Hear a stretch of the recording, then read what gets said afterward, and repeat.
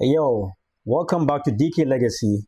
I'm just here to give you the post view of Ghana versus England as we all watched yesterday.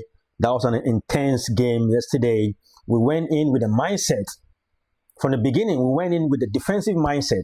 We didn't really care about the goals, okay?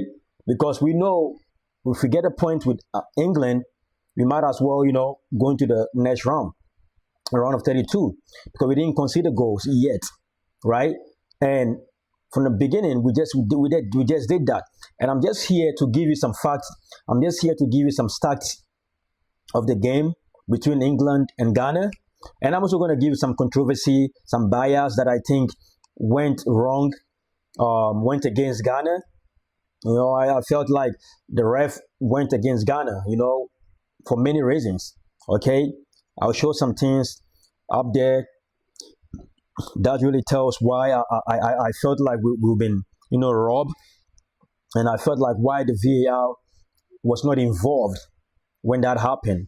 Okay. I also say why I felt like when Argentina, the goalie, came out and got Martinez after he was in the 18 and got the ball, and then the goalie kicked him after. They got a PK with that, right? Compared with what happened to Ghana. We had two PKs that we were supposed to have. It didn't happen. All right? It didn't happen.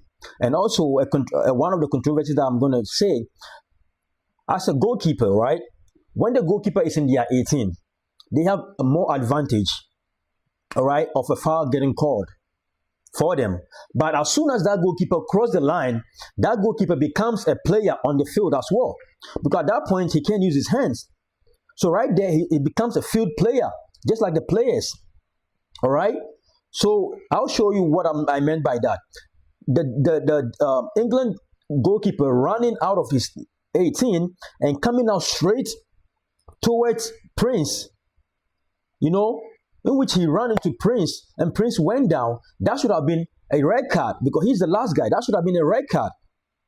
Okay, because he came in straight to him. He didn't even go for the ball. All right, I'm going to go ahead and show some images up there and some videos, but let's just go ahead and start with the stats between Ghana and England. Okay, so we all know like Ghana, England, the game tied was 0-0. They played in they played in the Gillette Stadium in Boston City, right? Which is yesterday, the 23rd of June 2026. The attendance was 65,878. Okay.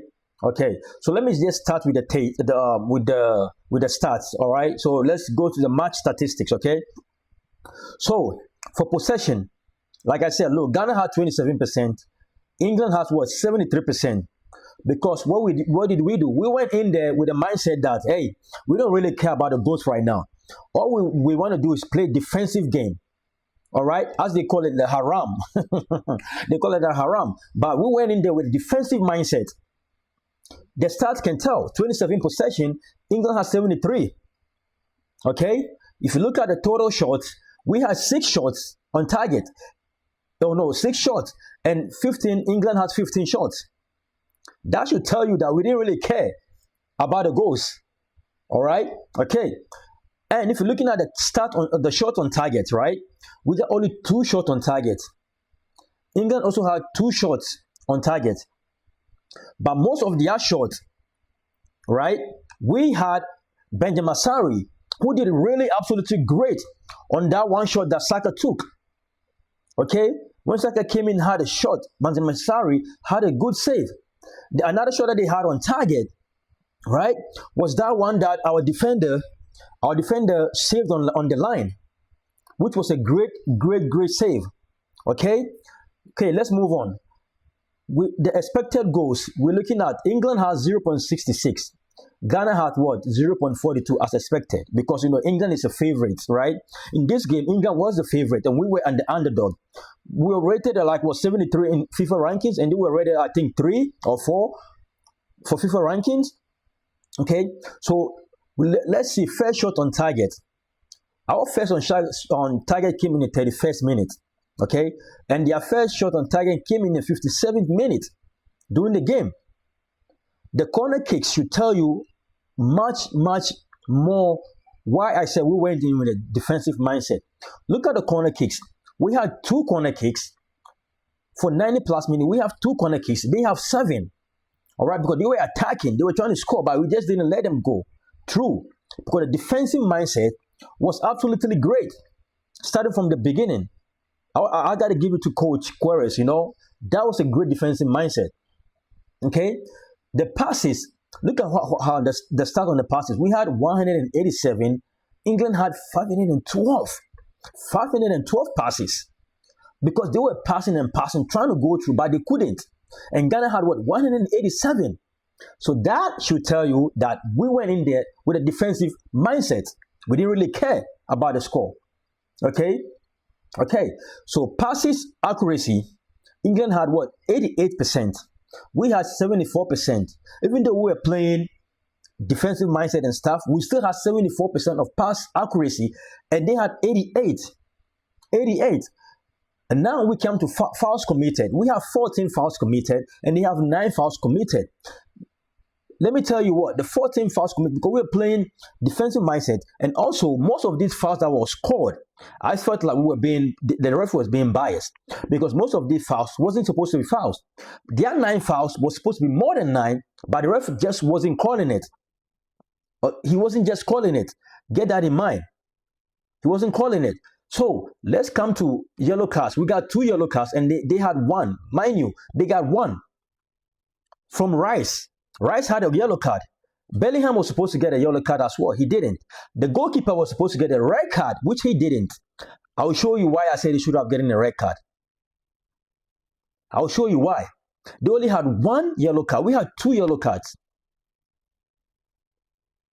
So this referee was being biased. There's something that we need to really go investigate for this referee. Okay, so on the area duel one, we won 14 and they won 12, because we're playing defensive. We're playing trying to stop them from everything. So we won 14 of duels, area duels. We won 14, they won 12. When it comes to clearances, we had 18 clearances and they had 7. That should tell you we didn't really care about moving forward. We're just playing defensive mindsets. So if we had 18 clearances, that should tell you why. Because we're just stopping everything. Everything we're stopping. Goalkeeper saves. We had 2 goalkeeper saves, which was amazing from Benjamin Asari. Great saves from Benjamin Asari, which kept us in this game. They also had 2 saves, which we didn't really, like I said, we weren't pushing. But that chance that we had just to push, we got robbed. We got robbed out of 2 or 3. I'll show you. Okay, so here are the key moments. Like I said, Rice heads over from Maduke's cross, which was the England's best chance of the first half. And then we have England's first shot on target, which was 57 minutes. Which came from medical shot, deflect to Gordon, who fires at Asari. Asari had it blocked. We come to Pickford clash, right, with Fatawu. This was the moment that I'm talking about. Fatawu had a penalty. This was supposed to be penalty appeal from Ghana, whipped away by referee. Fatawu was clashed in the 18. They didn't call it. Ghana counter, which Edu takes heavy touch after Eze Duados. I'll show you what I meant by that. I mean, I felt like Prince Edu should have, his first touch was bad, horrible first touch. I felt that if he had a nice first touch in the first place, he would have had this goal. But his first touch messed it up. But then, guess what? Right after that, they have, what's his name? I need to look for this guy's name. I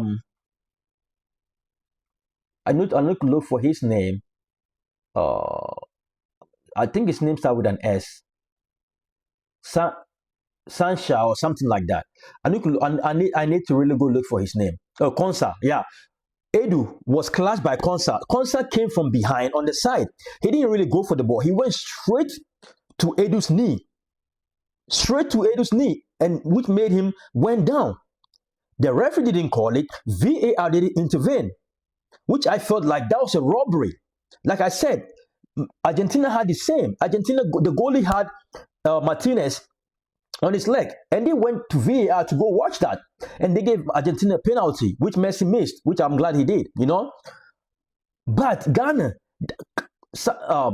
what's his name again? Konsas came straight from side and got Prince Edu without the ball. They didn't call it, VAR didn't intervene. Okay. O'Reilly hit the bar. That moment got me nervous. I was like, whoa, that ball was going in. But, like it says in the Bible, it says what? Even though they shall gather together, it shall not come to pass. They shall gather together, it shall not come to pass. These referees, right? These VAR people, they were gathering together. And the English, they were gathering together. But it just didn't come true because God was on our side. God was on our side. And which Kane also had a wide open shot and he blasted over. Again, God was on our side. Great. For Ghana header, Ghana also had a header which man was going in, but we had our defender clear that out on top of the line. He cleared it on top of the line. Defensive mind play, man. Ghana was playing defensive mind play throughout the game. Okay, so this is my stats that I'm giving you. I hope you enjoy it, and I hope you kind of look into what I'm saying regarding these refs. All right, this is just horrible call from the beginning, bias. And Hurricane, I need to tell you something. I respect you as a striker. I respect you as one of the best strikers at your age, scoring from the Bundesliga, most goals, even in this tournament. Okay? But what you said during that interview, when a reporter asked you what you said, this kind of people, what do you mean by this kind of people? A 0-0 like they did today, what do you mean by that? Waste a bit of time and win fouls.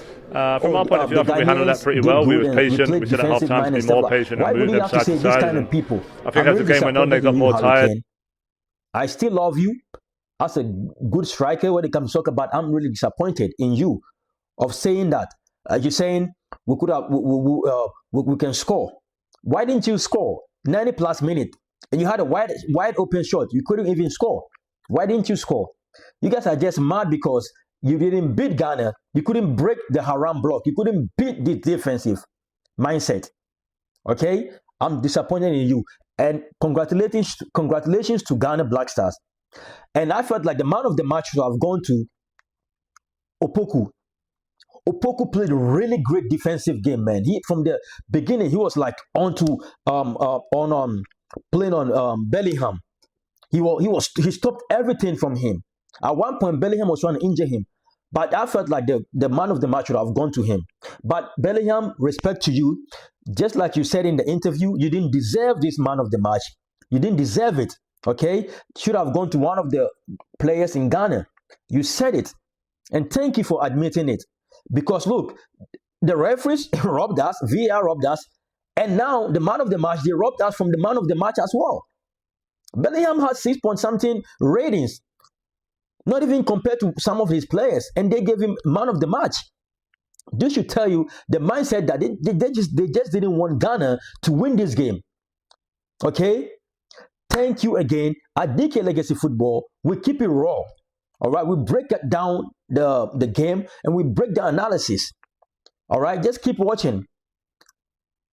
Keep watching. And very soon, I'm just going to come out with the group stages. Who is going to make it out of the group stages? I have my model that was built. And right now, my model is gotten about 15, 16 plus right. All right, I'm going to post it. And I want you guys to watch it. Look out for it. Thank you again for my new subscribers. Share these videos, man. Share it. And I really appreciate you guys. Keep it up. Peace.